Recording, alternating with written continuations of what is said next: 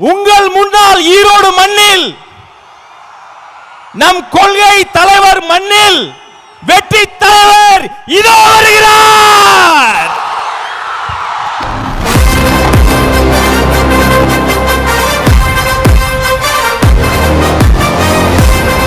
Hello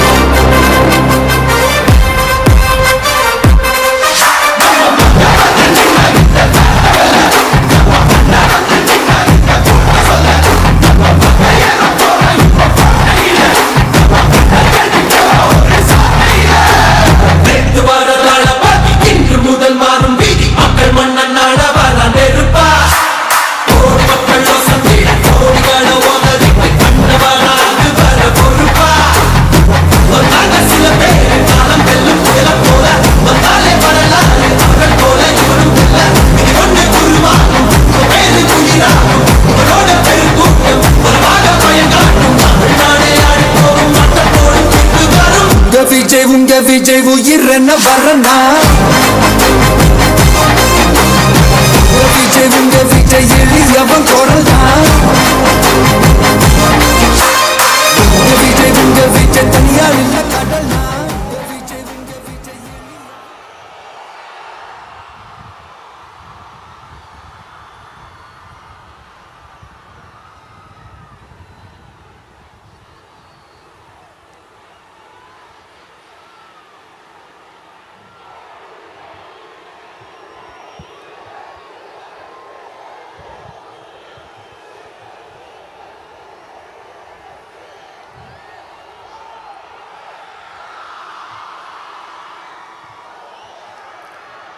மஞ்சள்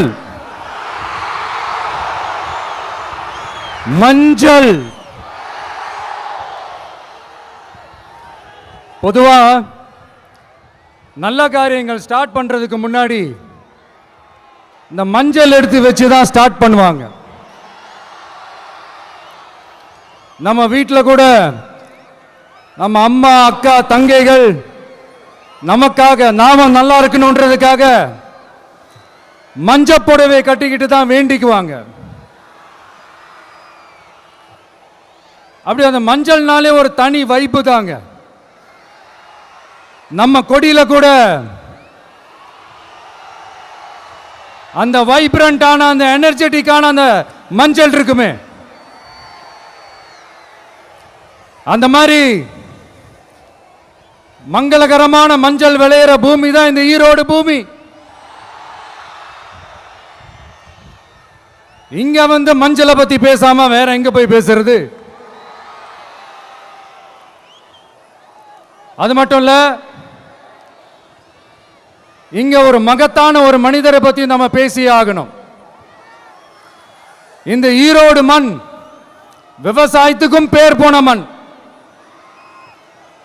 இங்க நடக்கிற அந்த விவசாயத்துக்கு மிக முக்கியமான ஒரு கவசமா இருக்கிறது என்ன தெரியுமா? காலிங்கராயன் அணை, காலிங்கராயன் கால்வாய். காலிங்கராயன் அணை கட்டினதுலையும் கால்வாய் வெட்டினதுலையும் உயிரான உணர்வு பூர்வமான நிறைய விஷயங்கள் இருக்குது. அப்படி அந்த ப்ராசஸ்ல அவர் அந்த அணை கட்டும் போதும் கால்வாய் வெட்டும் போதும் ரொம்ப சோர்வடைஞ்சிட்டாராம். அப்ப அவங்க அம்மா அதை பார்த்துட்டு சொன்னாங்களாம், மகனே காளிங்கா, தயிர் வித்த காசு தாழ்வாரம் வரைக்கும் இருக்குது, மோர் வித்த காசு முகுட வரைக்கும் இருக்குது, அதை எடுத்துக்கிட்டு போய் அணைய கட்டியா கால்வாய வெட்டியான்னு சொல்லி தைரியம் கொடுத்தாங்களாம். பெத்த அம்மா கொடுக்கிற அந்த தைரியம் இருக்கு பாருங்க, அதை தாண்டி வேற எதுவுமே கிடையாதுங்க. ஒரு மனுஷனால எதையும் சாதிச்சு காட்ட முடியும். அப்படி ஒரு தைரியத்தை தான் இப்ப நீங்க என்னுடைய அம்மா அக்கா தங்கைகள் நண்பா நண்பிகள் தோழர்கள் எல்லாரும் எனக்கு கொடுத்திருக்கிறீங்க. அதே தைரியத்தை, அதே துணையா என் கூட நிக்கிறீங்க. இதை எப்படி நம்ம பிரிச்சு விடலாம்? இதை எப்படி நம்ம கெடுக்கலாம்? என்னெல்லாம் அவதூறுகள் நம்ம விஜய் மேல சொல்லி மக்களை நம்ப வைக்கலாம்? என்னெல்லாம் சூழ்ச்சிகள் நம்ம விஜய் மேல பண்ணி மக்களை நம்ப வைக்கலாம்? இப்படி சூழ்ச்சிகளை மட்டுமே நம்பி பொழப்ப நடத்துற சில சூழ்ச்சிக்கார கூட்டங்கள் இதை தொடர்ந்து செஞ்சுக்கிட்டு தான் இருக்கு.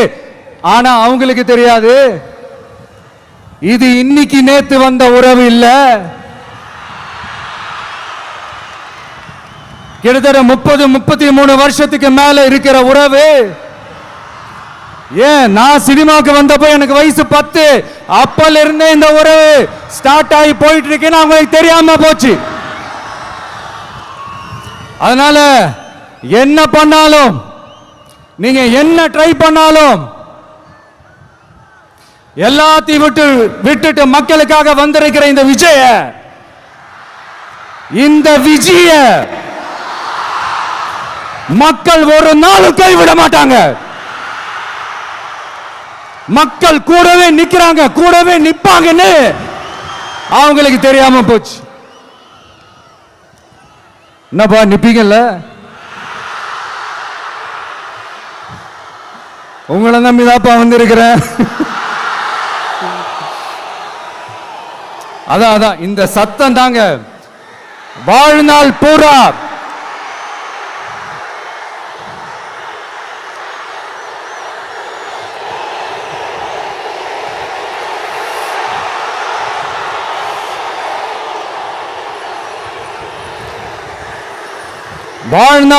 உங்களுக்கு நன்றியோடவே இருப்பேன். இப்போ நம்ம காளிங்கராயன் அவர்கள் அணையை கட்டுறதுக்காக பவானிக்கு போய் பார்க்கும்போது ஒரு இடத்துல ஒரு பாம்பு வந்து உட்கார்ந்துச்சான், படுத்துச்சான். அது படுத்த இடத்துல தான் அவர் அணையை கட்ட ஸ்டார்ட் பண்ணாராம். அப்புறம் அந்த பாம்பு வளைஞ்சி நெளிஞ்சி போற இடத்துலலாம் கால்வாயை வெட்டினார்னு சொல்லி சில வாய்மொழி கதைகள்லாம் சொன்னாங்க. தண்ணியை சேமிச்சு வச்சு குடிக்கிறதுக்கும் விவசாயத்துக்கும். தம்பி கீழே இறங்கு, தம்பி கீழே இறங்குப்பா, ப்ளீஸ் கீழே இறங்குப்பா.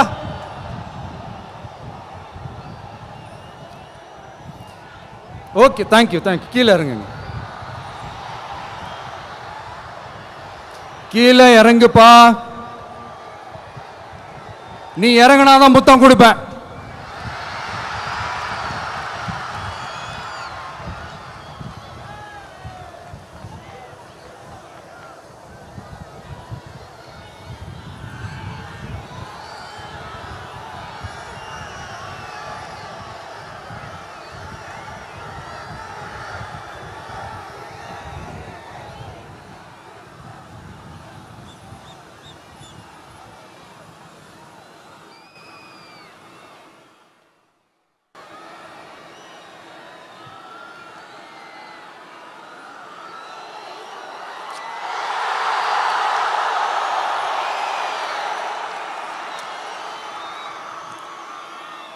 இப்படி தண்ணியை சேமிச்சு வச்சு குடிக்கிறதுக்கும் விவசாயத்துக்கும் வழி வகுக்கிறது எவ்வளவு பெரிய ஒரு நல்ல விஷயம்.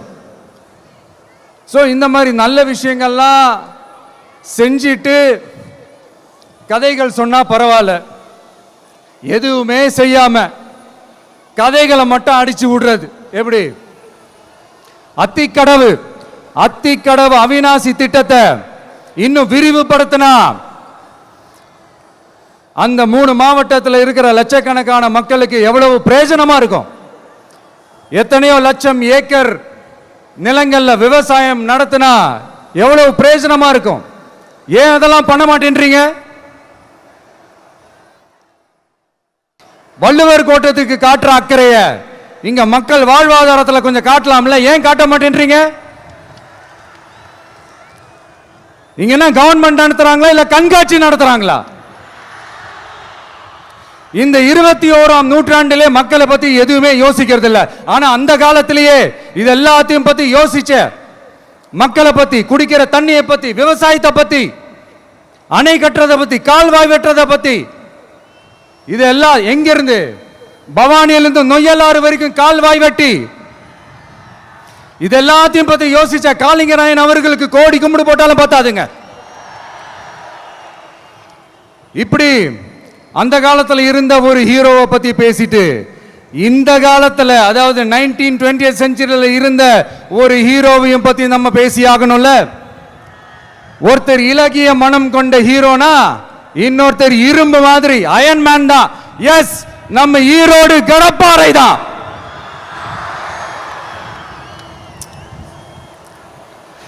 ஒட்டுமொத்த தமிழ்நாட்டையே திருப்பி போட்ட சீர்திருத்த நெம்புகோல். ஈரோடு மாவட்டத்தில் பிறந்த அவர்தான் இந்தியாவுக்கே இடஒதுக்கீடு சம்பந்தமான அரசியல் சட்டத்தை திருத்தறதுக்காக போராட்டம் நடத்தினவர் யாரு? நம்ம தந்தை பெரியாரு. 100 வருஷத்துக்கு முன்னாடியே வகுப்பு வாரி பிரதிநிதித்துவம் வேணும்னு கேட்டவர். அன்னைக்கும் சரி இன்னைக்கும் சரி ஒரு ஆச்சரியத்தோட பார்க்கக்கூடிய ஒரு மனிதர், நம்மளுடைய கொள்கை தலைவர். அப்ப அண்ணாவும் எம்ஜிஆரும் யாரு? பெரியார் அவர்கள் கிட்ட இருந்து எங்களுக்கு தேவையான கொள்கைகளை எடுத்துக்கிட்டோம். அவரை ஃபாலோ பண்ற, அவரை வழிகாட்டி ஏத்துக்கிட்ட அண்ணா அவர்கள் கிட்ட இருந்தோம், எம்ஜிஆர் அவர்கள் கிட்ட இருந்தோம் தேர்தல் அணுகுமுறையை எடுத்துக்கிட்டோம். அண்ணாவும் எம்ஜிஆரும் தமிழ்நாட்டோட சொத்து. அவங்கள பயன்படுத்துறத பத்தி யாரும் இங்க கம்ப்ளைண்ட்லாம் பண்ண முடியாது. அண்ணா எங்களோடது, எம்ஜிஆர் எங்களோடது, நீங்களா எடுத்துக்க கூடாது அப்படிலாம் யாரும் இங்க அழுதுட்டு இருக்க முடியாது, சொல்லிவிட்டேன். அதனால நாங்க ஒரு வழியில அரசியல் செஞ்சுக்கிட்டு போயிட்டு இருக்கிறோம். உங்களுக்கு தான் டிவிக்கு ஒரு பொருட்டே இல்லைல்ல, அப்புறம் ஏன் கதறீங்க? அப்புறம் ஆளாளுக்கு அங்க போயிட்டு இங்க போயிட்டு புலம்பி தள்ளிக்கிட்டு இருக்கிறீங்க. இது எப்படி இருக்கு தெரியுமா? எனக்கு பயம் இல்ல, எனக்கு பயம் இல்ல அப்படின்னு சத்தமா சவுண்ட் விட்டுக்கிட்டே சத்தமா பாட்டு பாடிக்கிட்டு இந்த நடுங்கிக்கிட்டே சின்ன பசங்க நடந்து போவாங்க, அந்த மாதிரி இருக்கு. முதல்ல மண்டையில இருக்கிற கொண்டைய மறைங்க சார்.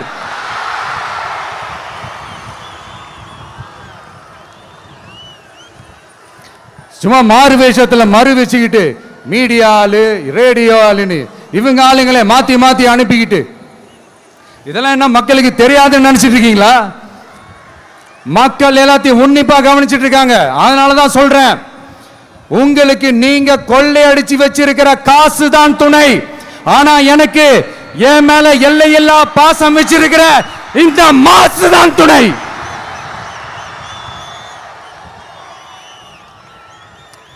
இப்படி நமக்கு துணையா இருக்கிற ஈரோடு மக்களுக்காக நான் இப்போ குரல் கொடுக்கலான்னு வந்திருக்கிறேன்.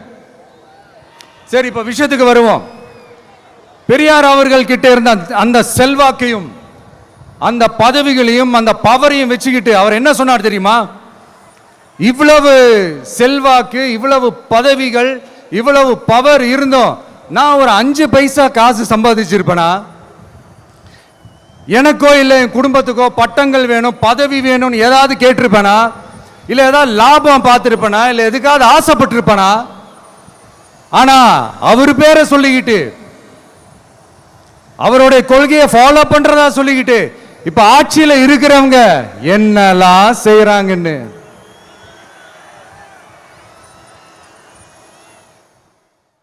அதனாலதான் சொல்றோம், பெரியார் பேரை சொல்லிக்கிட்டு தயவு செஞ்சு கொள்ளையடிக்காதீங்கயா, தயவு செஞ்சு கொள்ளையடிக்காதீங்க. அவரு பேரை சொல்லிக்கிட்டு பெரியார் பேரை சொல்லி கொள்ளையடிக்கிற இவங்க தான் நம்மளுடைய அரசியல் எதிரி.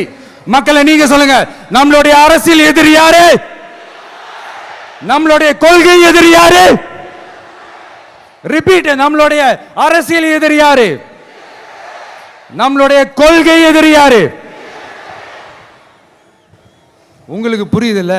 எனக்கு அது போதும்யா, எனக்கு வேற எதுவுமே தேவையில்லை.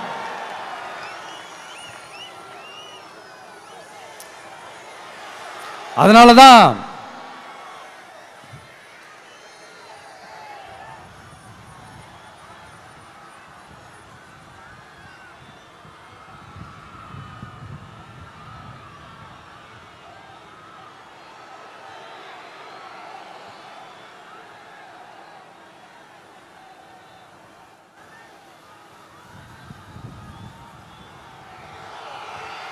உங்களுக்கு நம்மளை பற்றி நம்ம அரசியலோட நீங்கள் எல்லாரும் என்னோட அரசியலோட கனெக்டடாக இருக்கீங்கன்றது ரொம்ப தெளிவாக தெரியுது. அதனால் எனக்கு அது போதும்.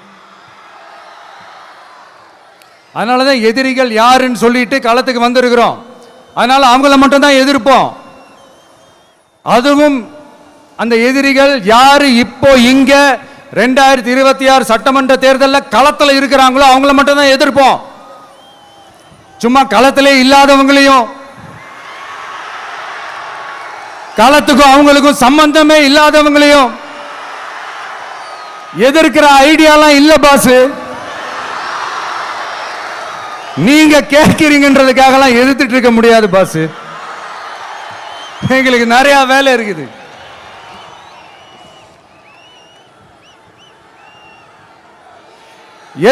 எத்தனை பொய்யான வாக்குறுதிகள். வந்த உடனே நீட்டை ரத்து செய்வோம், கல்வி கடனை ரத்து செய்வோம், கேஸ் சிலிண்டருக்கு மானியமா 100 ரூபாய் தருவோம், என்னெல்லாம் அடிச்சு விட்டுட்டு இன்னி வரைக்கும் கேட்கிறேன், இதெல்லாம் சொன்னாங்களே செஞ்சாங்களா? இவங்க எப்பவுமே இப்படிதான், சொல்றது ஒண்ணு செய்யறது ஒண்ணு. திமுகவும் பிரச்சனைகளும் ஃபெவிகால் போட்டு ஓட்டின ஃப்ரெண்ட்ஸ் மாதிரி ஒன்னிலிருந்து ஒன்னை பிரிக்கவே முடியாது. இது இப்போ ஈரோடு பகுதியில் இருக்கிற பிரச்சனையை பத்தி பேசுவோம். பெரியார் பேரை மட்டும் சொல்லிக்கிட்டு எப்படி அவரோட கொள்கைகளுக்கு எதிராக செயல்படுறாங்களோ அப்படிதான் இந்த மஞ்சள் நகரத்தோட மஞ்சளுக்கும் ஒண்ணும் பண்ணல, மஞ்சள் விவசாயிகளுக்கும் ஒண்ணும் பண்ணல. ஆராய்ச்சி மையம், சிறப்பு மையம்னு கோடியா டெண்டர் விட்டாங்க, பேருக்கு கட்டிடத்தை கட்டினாங்க. ஆனா உலகமே போட்டி போட்டு வாங்குற மஞ்சளை மதிப்பு கூட்டி விற்பனை செய்ய, அதாவது அதோட வேல்யூ இன்க்ரீஸ் பண்ணி நம்ம விவசாயிகளுக்கும் இந்த மாவட்ட மக்களுக்கும் நன்மை செய்ய இதுவரைக்கும் என்ன செஞ்சிருக்காங்கன்னு யோசிச்சு பார்த்தா ஒரு பெரிய ஜீரோ தான். கரும்பு நெல்லுக்கு அரசாங்கம் விலை பிக்ஸ் பண்றாங்க, அதையும் ஒழுங்கா பண்றதில்ல. ஒவ்வொரு முறையும் பிரச்சனை. அங்க நெல் கொள்முதல் செய்யறதுல ஊழல். சரி, நாம கஷ்டப்பட்டு விளைய வச்சது வீணா போக கூடாதுன்னு நினைச்சு நம்ம விவசாயிகள் கேட்கிற லஞ்சத்தை கொடுத்தாலும் அதுக்கப்புறம் கூட அந்த கொள்முதல் ஒழுங்கா நடக்கிறது இல்லை. அதையும் தாண்டி ஏதோ ஒரு விலை விவசாயிகளுக்கு கிடைக்குது. அப்படிலாம் இல்லாம ஒழுங்கா நேர்மையா நம்ம மஞ்சளுக்கும் நியாயமான விலை பிக்ஸ் பண்ணி தரமான விதைகளை கொடுத்தா என்ன குறைஞ்சா போயிடுவாங்க? இதெல்லாம் யோசிக்கிறதுக்கு அவங்களுக்கு நேரமே இல்லை. 24/7 அவங்களோட யோசனை என்ன தெரியுமா? இந்த விஜயை எப்படி முடக்கலாம், தமிழக வெற்றி கழகத்தை எப்படியெல்லாம் முடக்கலாம், அப்படிதான் அவங்களுடைய சிந்தனையே 24/7. எத்தனையோ வருஷத்துக்கு முன்னாடி நம்ம காளிங்கராயர் நதிகளின் இணைப்புக்கு முன்னோடியா இருந்தார். பவானி ஆத்தலவர் அதிகமான தண்ணி அணை கட்டி தேக்கி தண்ணீர் வறட்சியான பகுதிகளுக்கு அனுப்பினார். ஆனா இன்னைக்கு இவ்வளவு நவீன வசதிகள் இருந்தோம், இவ்வளவு சயின்ஸ் வளர்ச்சிகள் இருந்தோம், இவ்வளவு டெக்னாலஜி வளர்ச்சிகள் இருந்தோம், அவங்க வாக்குறுதியில் ஒன்று கொடுத்தாங்கல்ல, பவானி நொய்யலாறு அமராவதி 6 இணைப்பு திட்டத்துக்கு ஒரு துரும்ப கூட கிள்ளி போடல. வாக்குறுதி நம்பர் 103 சொன்னாங்களே செஞ்சாங்களா? சரி, இதாவது ஒரு பெரிய ப்ராஜெக்ட் வைங்க. ஆறுகளை சுத்தப்படுத்த பல ஆயிரம் கோடி நிதி ஒதுக்குவோம், தமிழ்நாட்டில் உள்ள ஆறுகளை சுத்தப்படுத்துவோம்னு சொன்னாங்களே செஞ்சாங்களா? ஆனா ஆத்து மணலை கொள்ளையடிக்கிறதுல மட்டும் வேலையை கரெக்டா செய்வாங்க. இதை நான் ஏன் திரும்ப திரும்ப சொல்றேன்னா, மக்களே நீங்க புரிஞ்சுக்கணும். கொஞ்சம் மசந்தா மற்ற மாவட்டங்களில் மணல் காணாம போன மாதிரி, மலைகள் காணாம போன மாதிரி, நம்ம மாவட்டத்தில் தனி வளத்தை கொடுத்த செம்மண்ணும் காணாம போறதுக்கு வாய்ப்பு இருக்கு மக்களே. நம்ம மண்ணுக்கும் நம்ம ஆத்துக்கும் நம்ம விவசாயிக்கும் தான் இந்த மோசமான நிலைமை. அதனால ஏதாவது தொழில் செஞ்சு பிழைக்கலாம்னு பார்த்தா அதுக்கும் எங்க விடுறாங்க. தொழில்னு பார்த்தா 30% நெசவாளர்களுக்கு கூலி பாக்கி. அரசாங்கம் நம்ம நெசவாளர்கள் கிட்ட இருந்து கொள்முதல் செய்த வேட்டி சேலைக்கான கூலியை கூட போராடித்தான் வாங்க வேண்டியதா இருக்குது.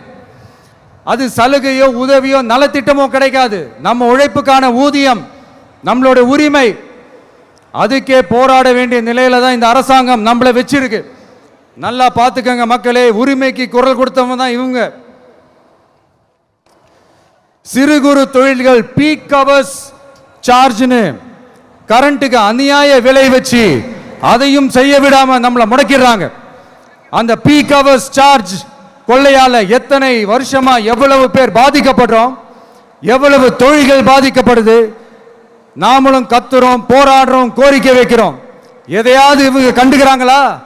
கொஞ்சம் யோசிங்க. ஏன் கண்டுக்க மாட்டேன்றாங்கன்னு கொஞ்சம் யோசிங்க.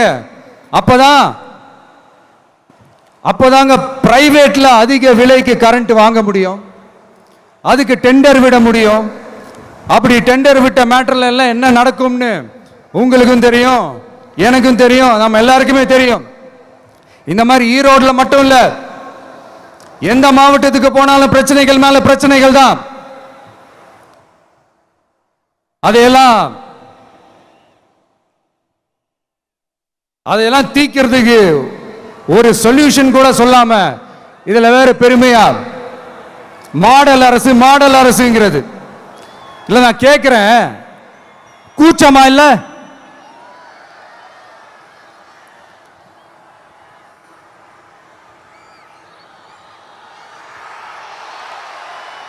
இதெல்லாம் கேட்டா அப்படியே நம்ம பக்கம் யூட்டர்ன் அடிச்சு வந்துருவாங்க. விஜய் என்ன அரசியல பேச மாட்டேன்றாரு, விஜய் என்ன சினிமா டயலாக் மாதிரி பேசுறாரு, விஜய் என்ன பஞ்ச் டயலாக் பேசுறாரு, விஜய் என்ன 10 நிமிஷம் தான் பேசுறாரு, 9 நிமிஷம் தான் பேசுறாரு. நான் எத்தனை நிமிஷம் பேசினா உங்களுக்கு என்ன சார்? நான் எப்படி பேசினா உங்களுக்கு என்ன சார்? உள்ள விஷயம் என்னன்னு பாருங்க சார். ஒவ்வொரு மாவட்டத்துக்கும் போய் மக்கள் ஃபேஸ் பண்ற பிரச்சனைகளை எடுத்து பேசிட்டு இருக்கிறேன். பின்ன அது அரசியல் இல்லாம வேற எதுதான் அரசியல்? உங்களை மாதிரி தனிப்பட்ட முறையில் தரக்குறைவா அசிங்கமா பேசுறதுதான் அரசியல்னா அந்த அரசியல் நமக்கு வராது. வராதுன்னா நல்லாவே வரும். உங்களை விட எனக்கு அது நல்லாவே வரும். வேணான்னு விட்டு வச்சிருக்கிறோம். அப்புறம் உங்களுக்கு நமக்கு என்ன வித்தியாசம்?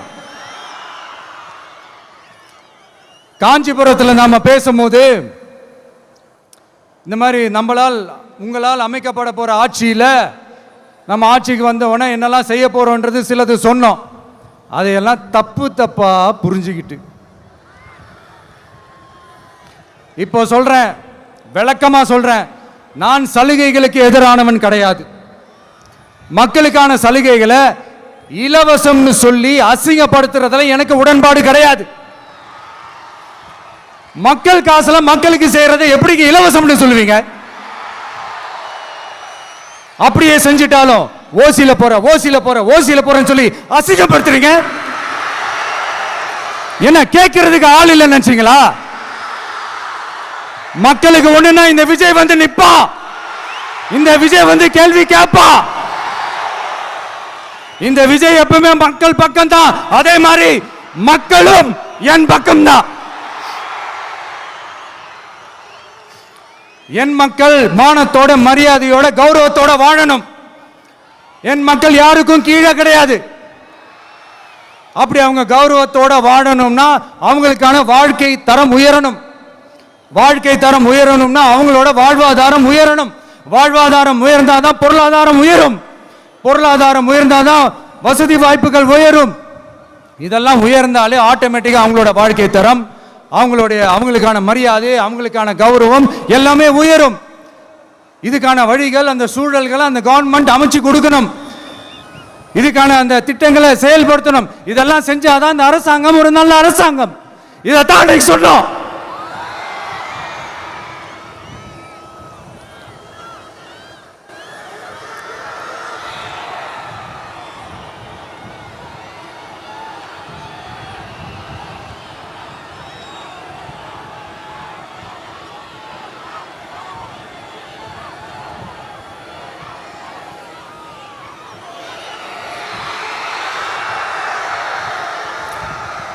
இதைத்தான் அன்னைக்கு சொன்னோம். உடனே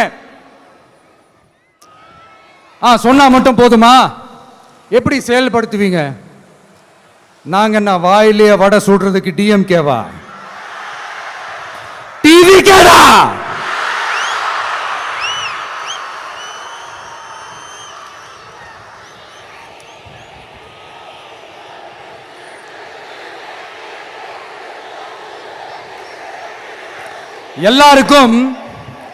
எல்லாருக்கும் நிரந்தரமான ஒரு வீடு இருக்கணும்னு சொன்னோம். உடனே எங்க ஆட்சியிலே நாங்க எல்லாரும் வீடு கட்டி கொடுத்துட்டோமே அப்படிங்கிறது. இல்லை, நான் கேட்குறேன், இங்க உங்களை தான் கேட்குறேன், இங்க வாடகைக்கு இருக்கிறவங்களே இங்க யாரும் இல்லையா? எல்லாருக்கும் சொந்தமா வீடு கட்டி கொடுத்துட்டாங்களா? அடுத்து வீட்டில் இருக்கிற ஒவ்வொருத்தரும் மினிமம் டிகிரி படிச்சிருக்கணும் அப்படின்னு சொன்னோம். உடனே எங்க ஆட்சியிலே எல்லாரும் டிகிரி படிச்சு முடிச்சிட்டாங்களே அப்படிங்கிற மாதிரி சொல்றது. அது உண்மைனா ஸ்கூல் லெவல்லையே டிராப் அவுட்ஸ் அதிகமானது யாரோட ஆட்சியிலங்க?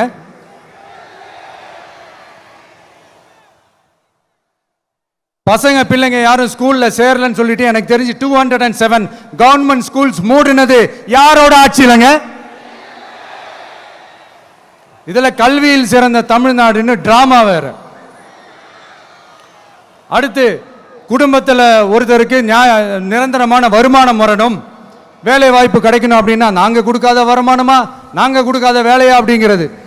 எத்தனையோ லட்சம் காலி பணியிடங்கள் நிரப்புவோம்னு வாக்குறுதி கொடுத்துட்டு ஆட்சிக்கு வந்தீங்கல்ல, எத்தனை லட்சம் காலி பணியிடங்களை நிரப்புனீங்க? அட்லீஸ்ட் 1 லட்சம் காலி பணியிடங்களாவது நிரப்புனீங்களா? இதெல்லாம் சொல்லிட்டு மக்களை ஏமாத்துறது யாரோட ஆட்சியிலங்க? அடுத்து ரொம்ப முக்கியமா, பெண்களுக்கு பாதுகாப்பு இல்லை, சட்டம் ஒழுங்கு சரியா இல்லைன்னு சொன்னா தமிழ்நாட்டில் பெண்கள் பாதுகாப்பு தான் அதிகமா இருக்குதான். நீங்க சொல்லுங்க மக்களே, பெண்கள் பாதுகாப்பு இருக்கு? சட்டம் ஒழுங்கு சரியா இருக்கு? அவங்க சொல்றது உண்மையா? அவங்க சொல்றதை நீங்க ஏத்துக்கிறீங்களா? சத்தமா கேக்குதா சார்? இதுதான் ரியாலிட்டி, இதுதான் நிஜம். நம்மளுடைய ஆட்சியில சட்டம் ஒழுங்குல சமரசமே இருக்காது. அதனாலதான் இவ்வளவு ஸ்ட்ராங்கா சொல்றோம், தைரியமா இருங்க மக்களே. இந்த மாதிரி விஷயங்கள்லாம் நம்ம மக்கள் கிட்ட எடுத்து சொன்னா உடனே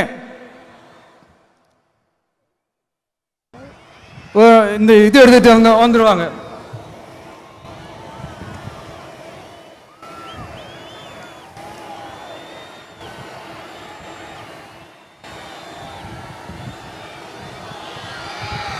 இந்த மாதிரி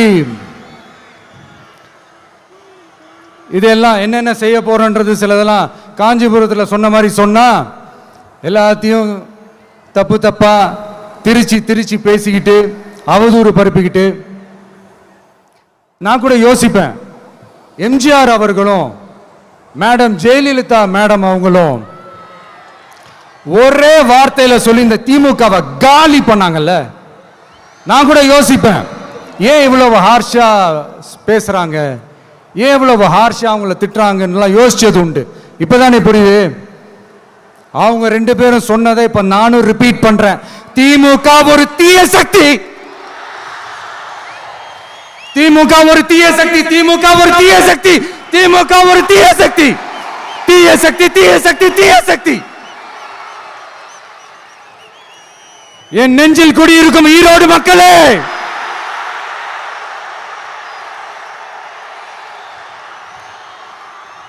டிவிகே ஒரு தூய சக்தி. எப்படி? டிவிகே ஒரு தூய சக்தி. தூய சக்தி டிவிகேவுக்கும் தீய சக்தி டிஎம்கேவுக்கும் தான் போட்டியே.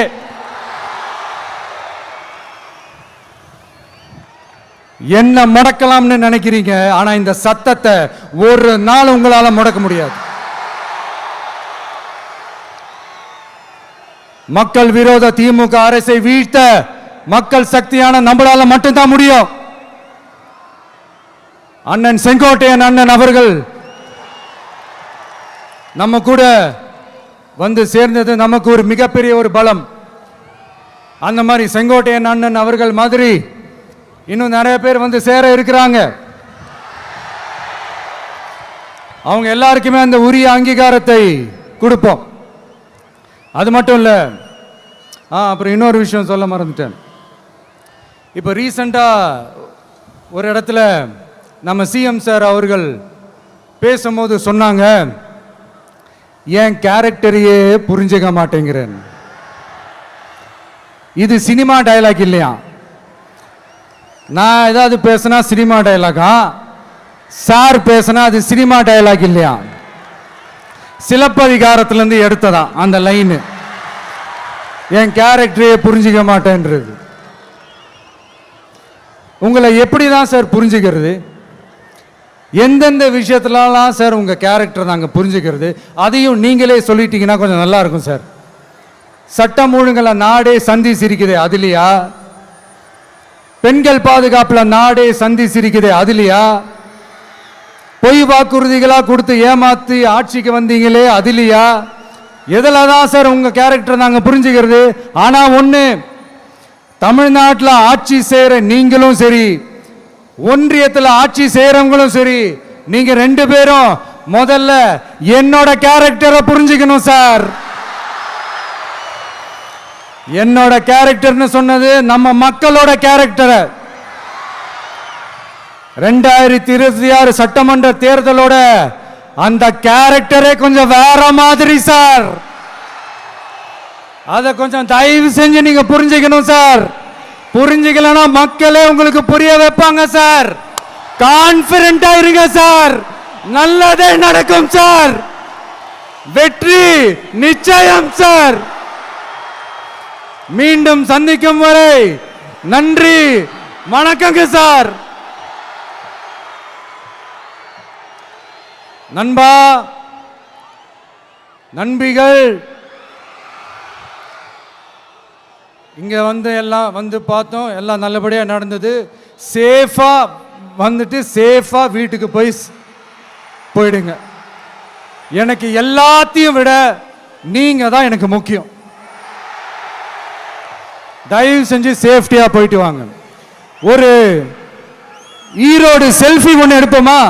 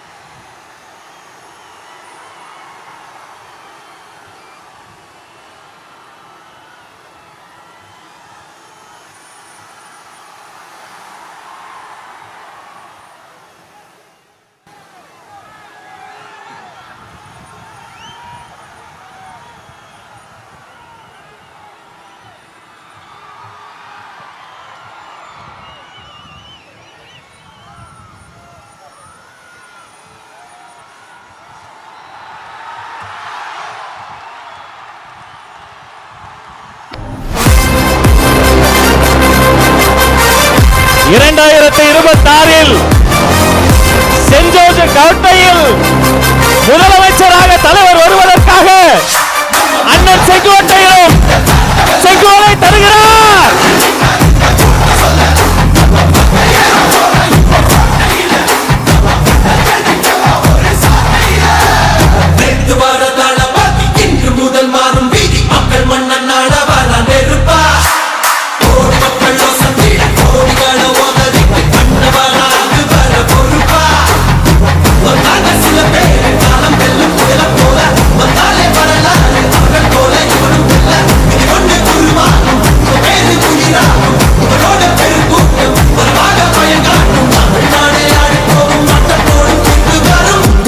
உங்க விஜய் உயிர் என்ன வரனா? உங்க விஜய் எளியவன் குரல் தான். உங்க விஜய் தனியார் இல்ல கடல் தான். உங்க விஜய் எளியவன் குரல் தான். கடல்னா மக்கள் தானே மன்னர்களை உனக்கு காட்ட வரனா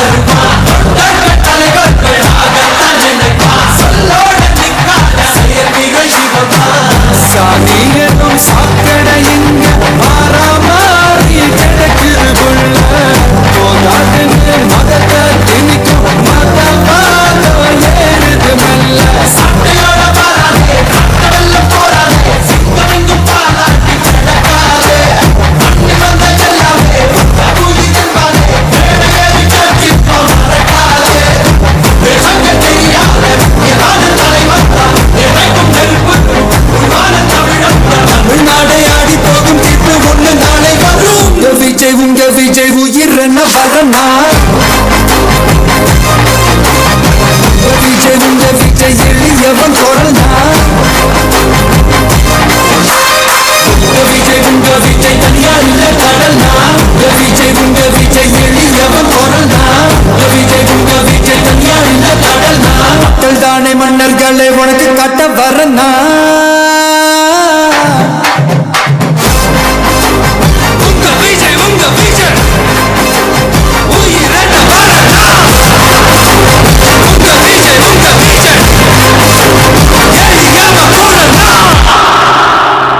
உங்க விஜய் நான் வரேன்.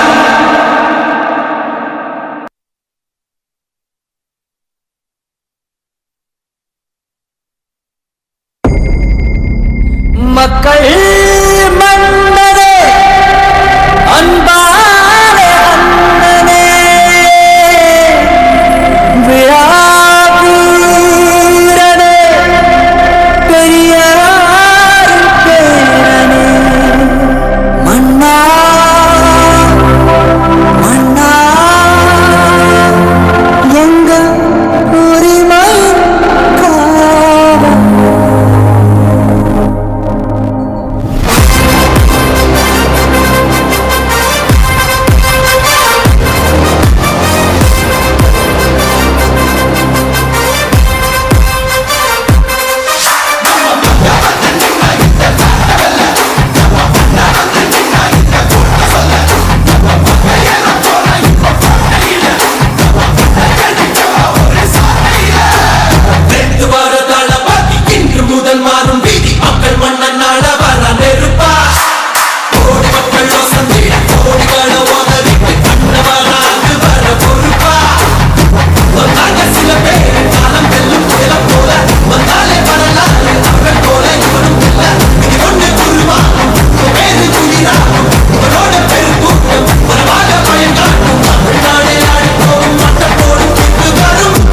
உங்க விஜய் உயிர் என்ன வரனா விஜய் உங்க விஜய் எளியவன் குரல்னா விஜய் உங்க விஜய் தனியார் இல்ல கடல்னா விஜய் உங்க விஜய் எளியவன் குரல்னா விஜய் உங்க விஜய் தனியார் இல்ல கடல்னா மக்கள் தானே மன்னர்களை உனக்கு காட்ட வரனா